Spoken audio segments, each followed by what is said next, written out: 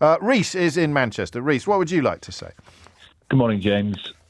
I can lean both ways on the fence with this, in fairness. Having served as a police officer now for a number of years, I see the direct impact that what I would describe as lenient sentences have on victims. I think once you deliver a message to them that the offender has received what I would describe and colleagues would describe as pitiful sentences, it crushes them. But I also see the side that the previous caller makes regarding reoffending and sort of seeing the wider picture. However, the victim at the time doesn't really give a monkeys about the wider picture and future victims. They're a victim now, so they want the outcome that's best for them. And often it's the case that the individual, the offender, is sent for a custodial sentence for a long time is the ideal outcome. That's what they sort of make. It's what you celebrate almost in the public gallery with a sense of relief or a sense that justice has been seen to be done. What I find a little odd about your contribution, especially as did you say you were a police officer? That's right. Is that the sentences are longer than ever before.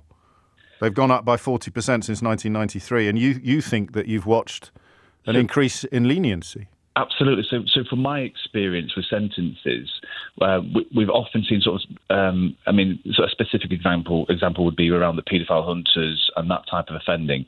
A lot of suspended sentences around that type of offending, which I would ordinarily have expected custodial sentences for.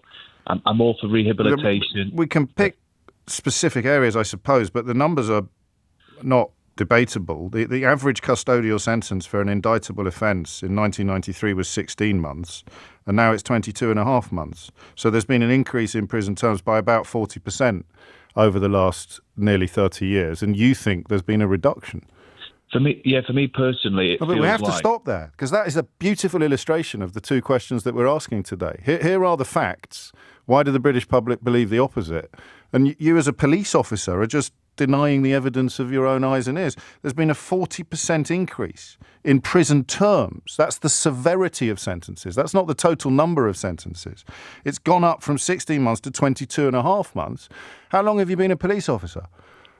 15 years now. So over the course of your career, prison sentences have got longer, and yet you're here to tell me that they've got shorter.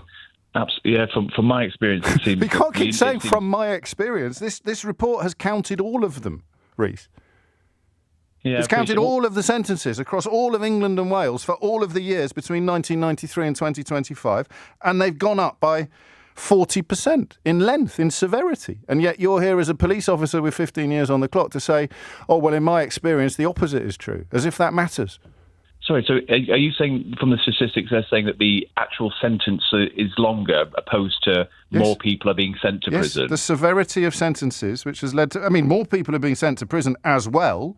I thought I'd made this pretty clear in the introduction. So the number of people being sent to prison has gone up from 124 per 100,000 in the population to 139 people per 100,000 in the population. And the severity of the sentence has increased since 1993, so under Labour and the Conservatives, by 40%.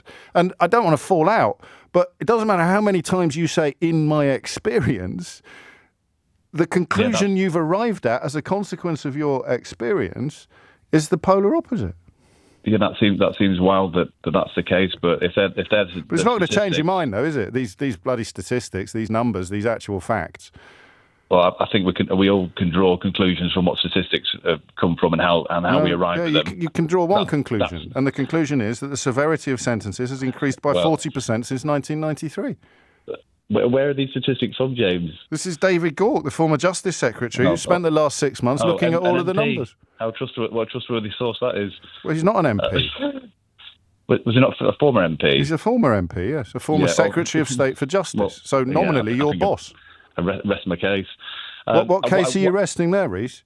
That statistics, how you want to present them is how I'd argue. Okay, and where do you get yours from? Ultimately, from experience. This is from the Independent Sentencing Review. Right. Why? The other question I'd want to know, James. I just want to know where you get your overall national figures from, if not from the Independent Sentencing Review.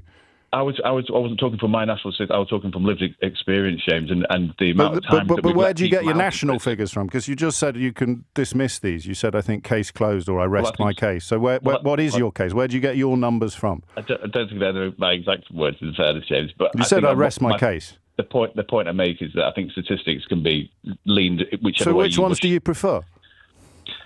For me personally, James, No. For the whole country. That's what the independent sentencing review... We can't all have our own statistics. You have 60 million people in the country. They all choose their own statistics. The ones that the government will use to legislate and the ones that the population uses to understand what is happening and the numbers involved. I give you the independent sentencing review. You, Rhys, 15 years in the police service, give me...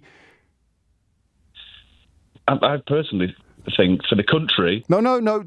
Where do I go? The website, the statistical collation, the expertise that has been deployed to count all of the instances that we're discussing. The independent sentencing review is good enough for everybody else, but what do you use instead? Personal experience, lived experience. Right. That's all I can draw from, other than a former MP giving me some statistics. No. It's the independent sentencing review that he is using to explain the facts, in some cases, obviously, pointlessly. Well, listen, if they're the facts, they're the facts. But from my lived experience... They're the facts, but I know better from my lived experience. No, that's not what I'm saying. I'm just saying from my lived experience... It is what you're saying. That's how... It's exactly what you're saying. I've given you 5 opportunities now to tell me where we should go instead of the independent sentencing review, and you've said my lived experience.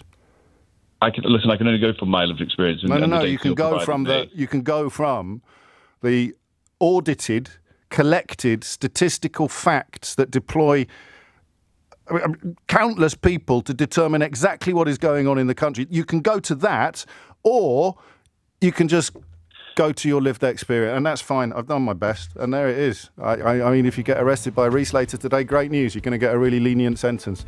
If you get arrested in the real world, you're probably going to get a sentence that's 40% longer than it would have been in 1993. And there it is, the most perfect, albeit unintentional, answer to the question of why does the British public believe things that are demonstrably untrue?